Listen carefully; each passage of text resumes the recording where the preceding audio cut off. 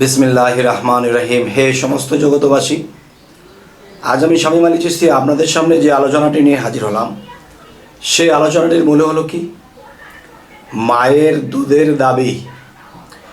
আমরা ছোটকাল থেকে বড় হয়েছি, আমরা মায়ের বুকের দুধ খেয়েছি। এখন বিষয় হলো যে মায়ের দুধের 16 আনা ঋণ আমরা, এখন 12 আনা সুদ হয়েছে। আর এই সুদটি কে করেছে, কার দ্বারা হয়েছে? এবং দেখা যায় সেই 4 আনা এখনও বাকি আছে, এখনও 4 আনা বাকি আছে। সেই 4 আনার জন্যে কিন্তু আপনার আমার কি হয় কে জানে। আর সেই দাবি পূরণ করতে আমাদের কি করতে হবে? তবে আজকের আলোচনাটি সম্পূর্ণ শুনবেন ইনশাআল্লাহ। সেই আলোচনাটির মধ্যে দেখুন যে হজরত আলীকে বলা হয়েছে কি, শেরে আলী, শেরে খোদা। তার সেই শক্তি ক্ষমতা আল্লাহ তাকে দিয়েছেন। তবে আজকের যে কথাগুলো বলবো, যে তিনি যে শেরে আলী মানে তাকে যে শক্তিটা দেওয়া হয়েছে, এই শক্তিটা কাউকে দেওয়া হয়নি। তো এখন মূল বিষয় হলো খোয়াজকেজির, তিনিও নবীর আশেক, তিনিও নবীর ভক্ত, হজরত আলীও নবীর ভক্ত। তো এখন যে কথাটি বলতে চাইব, সেই কথাটি হলো, দেখুন যে হজরত আলীর সাথে যখন হজরত ওয়াইস করুণীর সাক্ষাৎ হয়েছিল, এবং ওয়াইস করুণীর কাঁধের মধ্যে তার মায়ের যে ঝোলা বা খাঁচাটা ছিল, সেই ঝোলার মধ্যে ওয়াইস করুণীর মা থাকতো। কারণ এটা তো জানেন যে সে যদি ঝোলাটা মাটিতে রাখে, তাহলে আজরাইল তার মায়ের জান কবজ করে নিয়ে যাবে। তাই ওয়াইস করুণী তার মায়ের ঝোলাটা তার কাঁধে করে সবসময় চলে, মাটিতে রাখলে আজরাইল নিয়ে যাবে।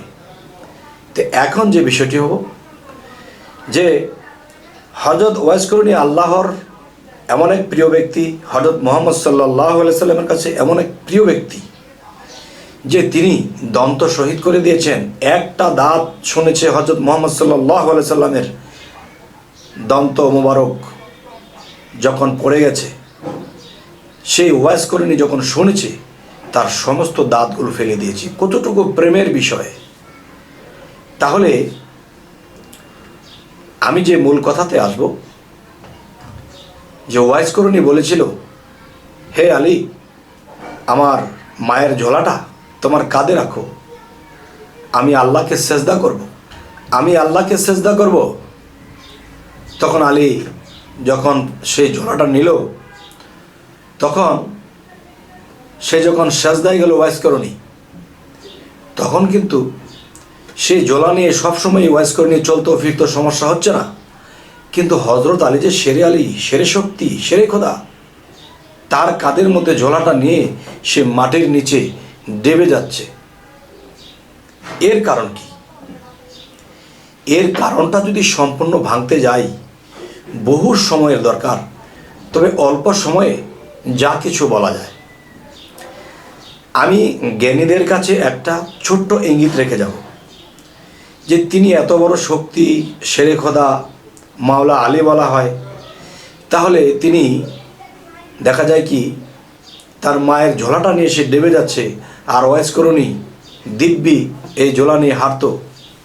এর কারণ কি?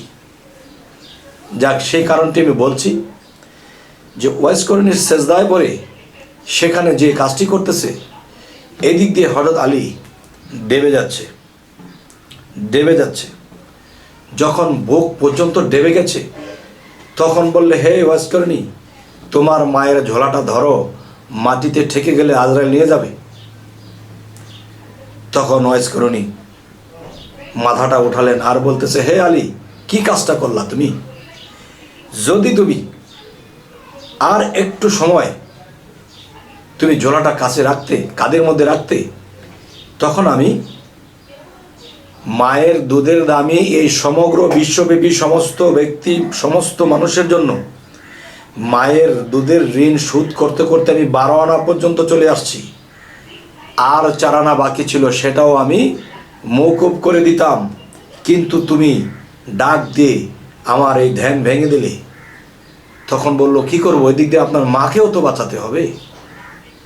আপনার মা যদি মাটিতে ঠেকে যায় তখন তো আজরাইল নিয়ে যাবে, আমাকে আপনি দোষারোপ করবেন, এই জন্য আমি ডেকেছি। তখন ওয়াইস করণী কি বলল যে এটাও একটা আল্লাহর নিদর্শন যে যদি তুমি আমার মাকে সম্পূর্ণভাবে ঠিক রাখতে, আর যদি সম্পূর্ণ দুধের দাবি আমি যদি ঋণ শোধ করে দিতাম, তখন কি হতো? তখন দেখা যায় মানুষ বিভিন্ন পাপ কাজে লিপ্ত হতো, যে মায়ের দুধের কোনো ঋণ আমরা নেই, আর 4 আনা বাকি আছে, 12 আনা মাফ করা হয়েছে, এই 4 আনার খেসারত দেবে মানুষ। এই 4 আনার জন্য মা বাবাকে সেবা করবে, যত্ন করবে, তাদেরকে সন্তুষ্ট করবে, এরপরে তারা সেই 4 আনা থেকেও একদিন মুক্তি পেতে পারে যদি আল্লাহ দয়া করে। তবে হে সমস্ত জগৎবাসী, আজকে একটু আধ্যাত্মিক মতে যদি আসি, সেই আধ্যাত্মিক মতে আসতে গেলে যে শেরে আলী যাকে বলা হয়েছে, তিনি এটা নিয়ে দেবে যাচ্ছেন কেন?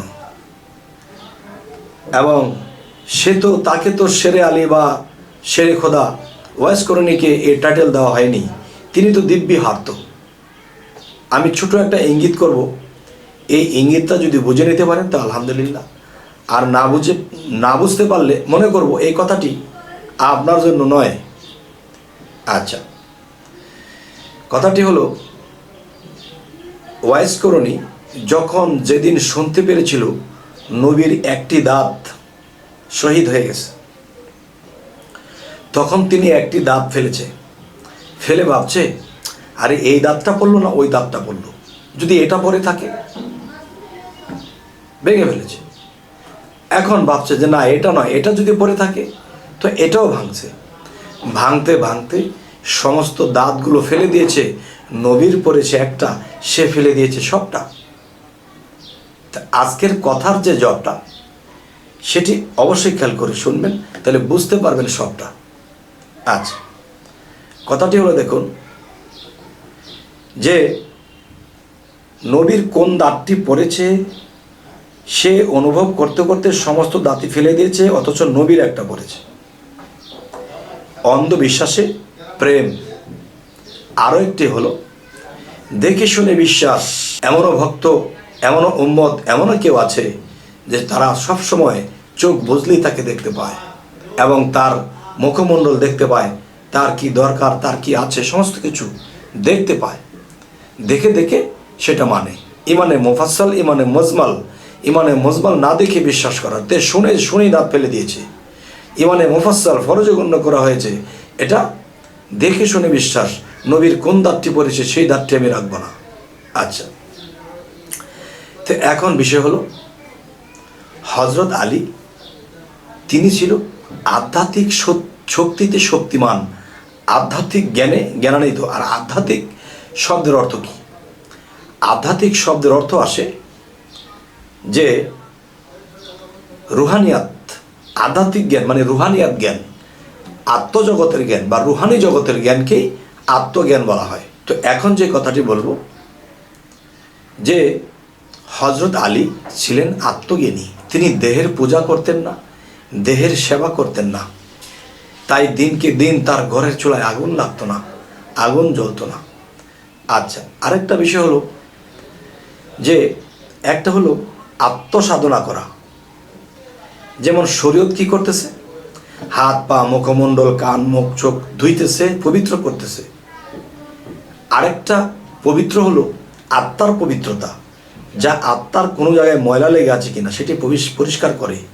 তো দেহের পরিষ্কার করতে গিয়ে পানির প্রয়োজন হয়, এরকম আত্মার পবিত্রতা করতে হলে সেটা আরেকটা বিষয়, সেটা কিন্তু জিকির নয়, আরও একটা বিষয় আছে, যার কামেল মুর্শিদ এটা বলে দেবে যে এই বিষয়টা দিয়ে তোমার আত্মার ওযু করতে হবে।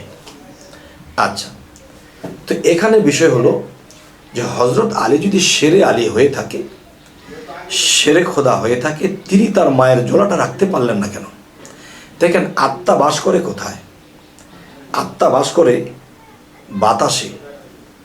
এখন বাতাসের মধ্যে যদি আপনি একটা কাঠের টুকরা বা যে কোনো একটা জিনিস রাখেন, সে কিন্তু তলে চলে যাবে বা পড়ে যাবে।